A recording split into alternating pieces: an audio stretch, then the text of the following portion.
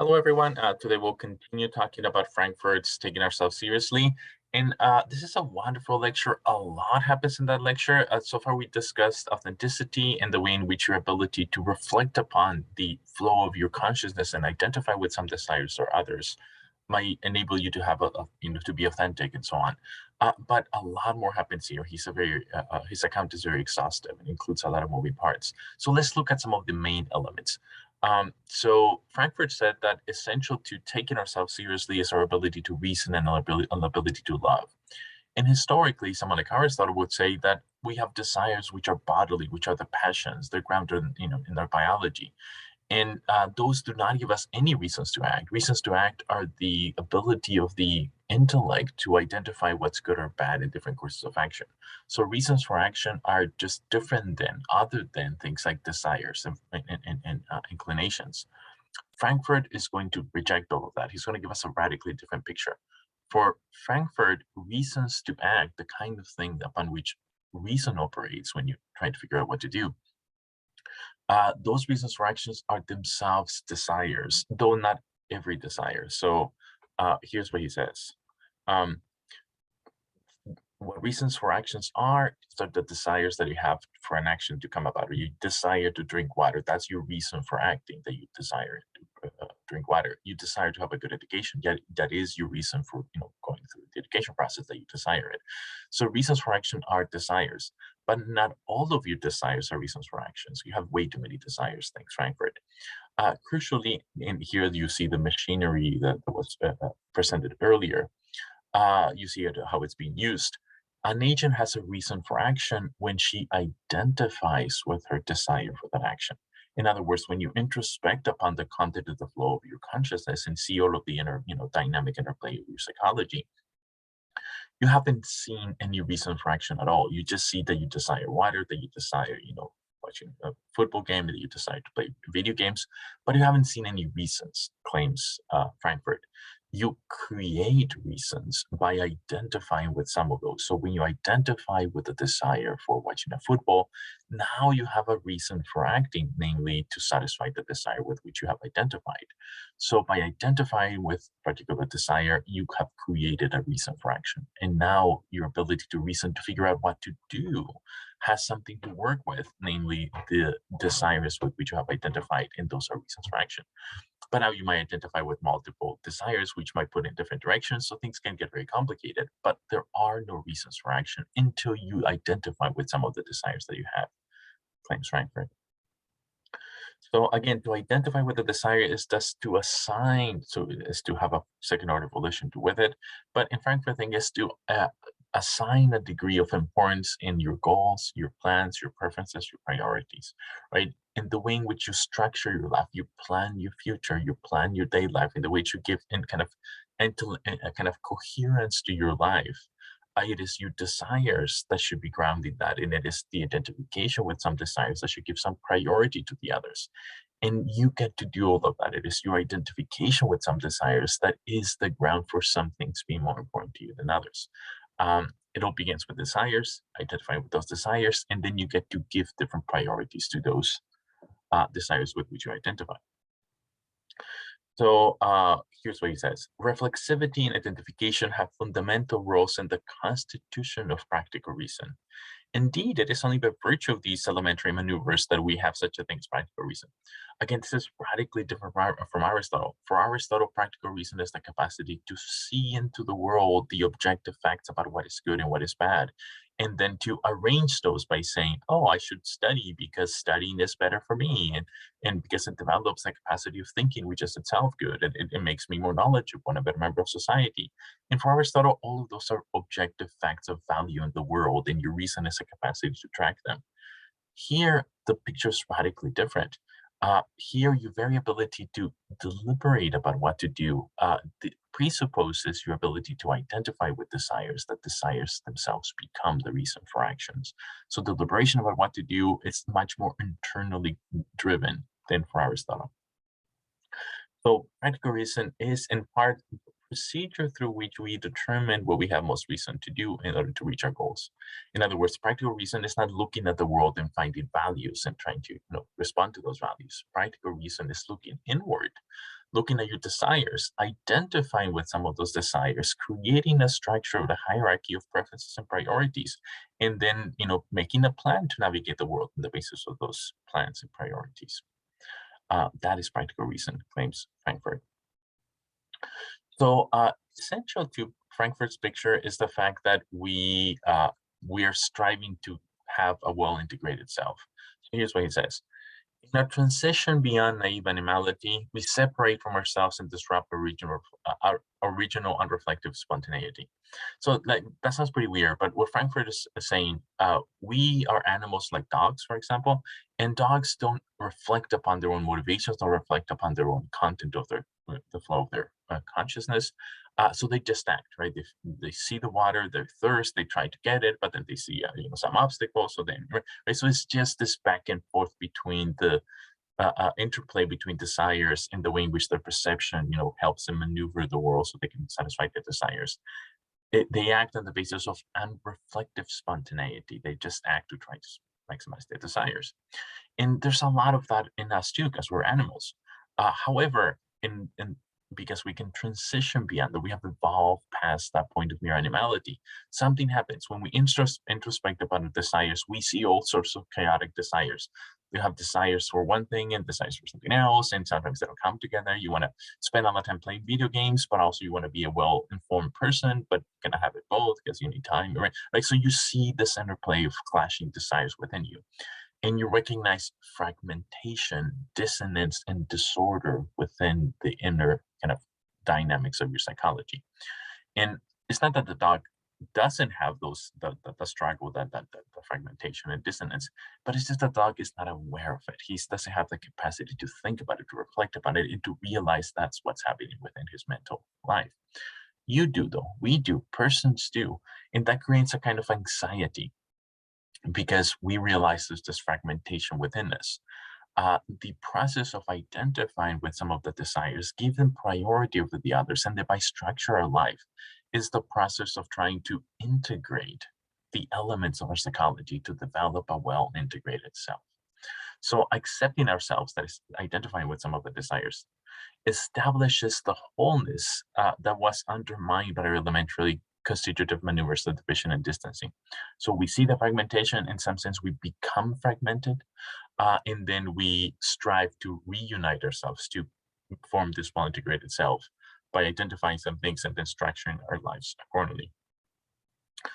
So when we are acquiescent to ourselves or willing freely, there is no conflict within the structure of our motivation and desires. So a way of integrating the self is by acting on the basis of a desire that we have identified with, right? So you have two options: playing video games, studying for the exam. You see the two motivations at play, they're pushing against each other. You reflect upon them. You think, I want the one that I want to study for the exam. I want that one to be the one that wins. Where you form the second order volition. It is this first order volition, deciding for the exam, studying for the exam, that I want to win. You act freely when that's the one that wins, right? When you act on the basis of that desire, and then you identify with it, right? So that's a way of integrating the self in that action. Your second order desire is in alignment with your first order desire. So there is no conflict between the structure of motivations, the ones that win and the ones you want them to win. So in that particular case, Frankfurt says, we have successfully negotiated a distinctively human complexity, namely the thing that comes out of our ability to reflect upon ourselves. The unity of ourselves have been restored. And that's good, right? We want the unity of ourselves. The fragmentation, it's source of anxiety. So what is a well-integrated self? It's one that has no conflicts between the first and the second order volitions. You want to be the kind of person that is moved to play the piano, and then you have the desire to do that, and that one wins and you act, right? Like everything's alignment. The act follows the motivation, which follows the second order desire for that motivation to be the one that settles the act. Things work well. So an important element in taking ourselves seriously, when we inquire into what to do and what kind of persons to become, An important element is the seeking to establish to form a well-integrated self, especially in the long run, but at every particular act. So we seek to undo the fragmentation that results from our noticing the conflicting level of our desires and inclinations within ourselves. So how do we attain that well-integrated self? Well, here's some of the things we do, says Frankfurt. We care about things. So when we do care about something, we go beyond wanting it, right? So to want something is to have a desire for it. To identify with it is to have a reason for acting on the basis of the desire. To care for something is to want to go on wanting it. In other words, to be committed to the desire. So you might have a desire to play the piano. You don't have a reason for action for playing the piano until you identify with the desire. So identify with the desire, want to play the piano. So now you have a reason for action. Now you might care about playing the piano if you're committed to the desire. You're committed to the prolongation of the desire. In other words, you just have the desire now. If you care about playing the piano, you commit to continuing having the desire to play the piano in the long run. So caring provides a source for self-integration across time. So in willing freely, you act at the moment, and the self is integrated. There's no conflict between first and secondary desires. In caring about something, though, the self has the potential of being integrated across time. And of course, it's only integrated if across time you do actually end up doing things like playing the piano, right? So if the desire to which you commit to when you care for it ends up playing a role in the way in which you navigate the world, it settles your actions, it settles your plans, right? In accordance with the priorities they have assigned to it. That's how you become a well-integrated self across time. Like free will, then caring has an important structural bearing upon the character of our lives. Right? It matters to us and our taking ourselves seriously. By our caring, we maintain various thematic continuities in our volitions and our wills. When we care about something, we structure the shape of our lives across time. We integrate it. We integrate our desires, our actions, and our plans through time. So that raises an interesting question. Why should we care about it? Which are the desires that we should identify with if we have the conflicting desires of, again, studying for the exam in playing video games? Should we identify with one or the other? Aristotle before Frankfurt would say something like, yeah, we should care about the desire that is good for us, the one that makes us happy, the one that makes us flourish. And arguably education is much better than playing video games here. Frankfurt is also going to reject that. He's actually going to say that, anyway, let me just tell you what he said. So again, this is what Aristotle says. Morality provides reasons for action. We should care about things that are good.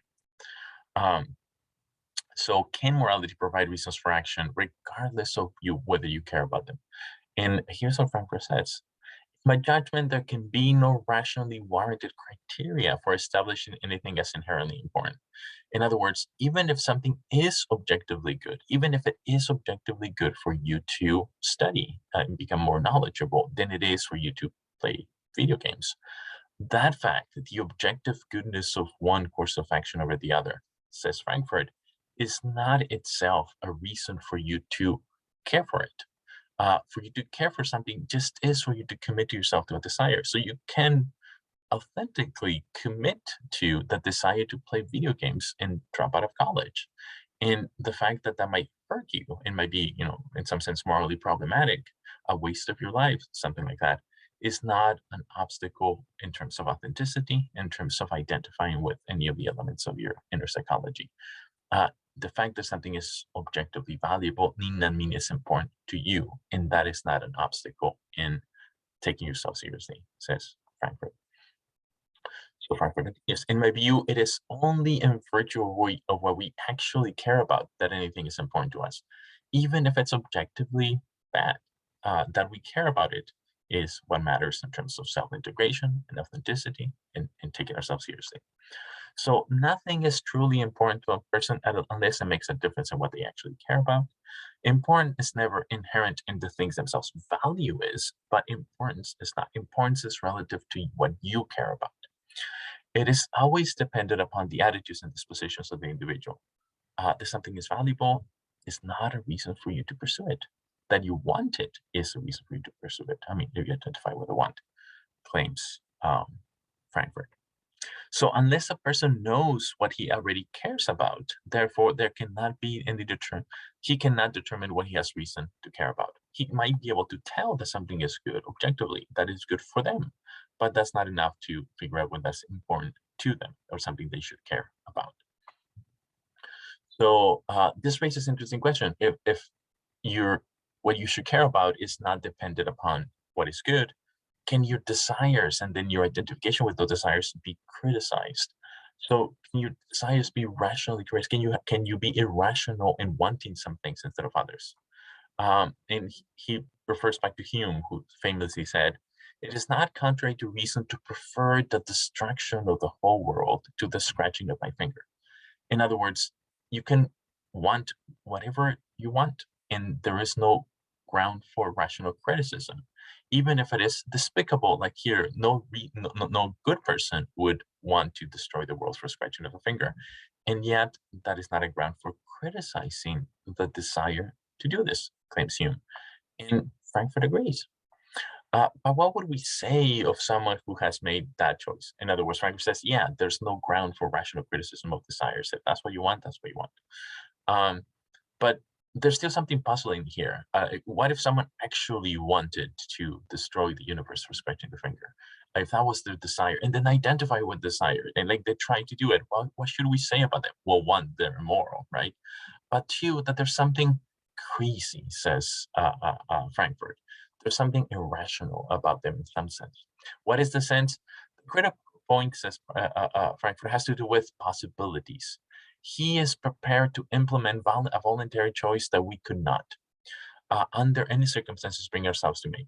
In other words, what is the difference between people that commit to, that care about doing bad things, even despicable things, and the people that care about doing things that are good? uh, Simply a mere psychological fact about what people find possible for them to commit to. There's nothing irrational in either ways. I mean, of course, one is immoral and one is moral. One is virtuous, one is vicious.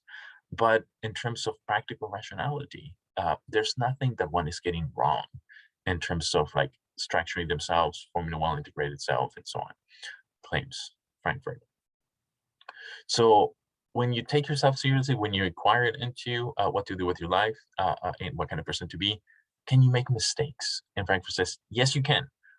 But one mistake is not that of committing to something that is not valuable. That's up to you, and that's perfectly fine. And you can be authentic in doing so. So suppose that you're trying to figure out how to live, right? You're taking yourself seriously. You're inquiring into these things. You want to know what goals to pursue and what limits to respect.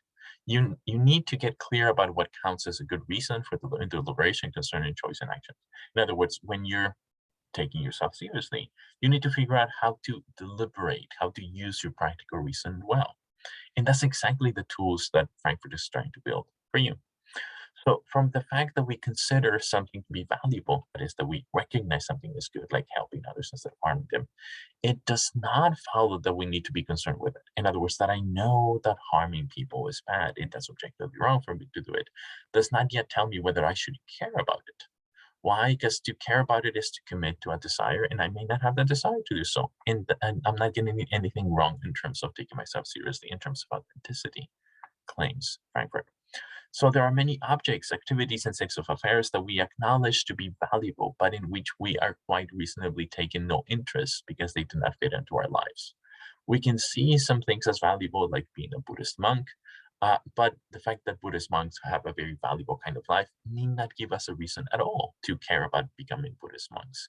And likewise, Catholic priests, secular poets, piano players, right? We can see this overabundance of valuable, good lives out there, and we can recognize them as such, but that doesn't yet give us a reasons to care for them.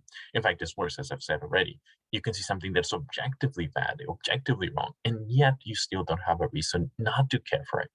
Reasons to care for things just are your desires that you have in your capacity to identify with one or the other. So the more fundamental questions, claims Frankfurt, are the following. Do we care about value? Now, if you desire to be a good person, then the something is good is very, relevant to, you're taking yourself seriously, whether you should care about it. But if you don't care about value, then it's not. Do you care about morality?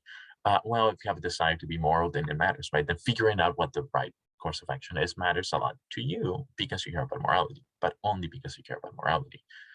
You will still be a bad person if you do the wrong thing, but that need not matter to you, claims Frankfurt.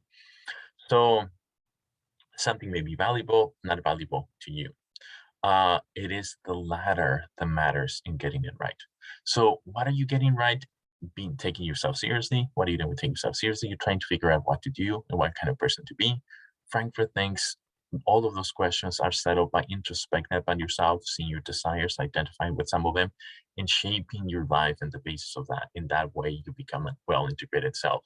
The questions of value are not themselves directly relevant unless you already care about those values.